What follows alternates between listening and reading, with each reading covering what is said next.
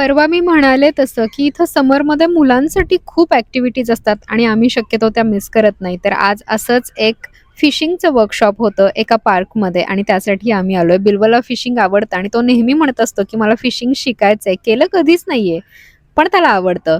मग एका संस्थेतर्फे हे एक छोटंसं वर्कशॉप होतं आणि ते सगळी माहिती सांगत होते. जरी तुम्ही बिगिनर असाल, तरीसुद्धा तुम्हाला व्यवस्थित फिशिंग करण्यासाठीच्या टिप्स वगैरे सगळं सांगत होते आणि त्यांच्याकडूनच हे गळ तेच देत होते.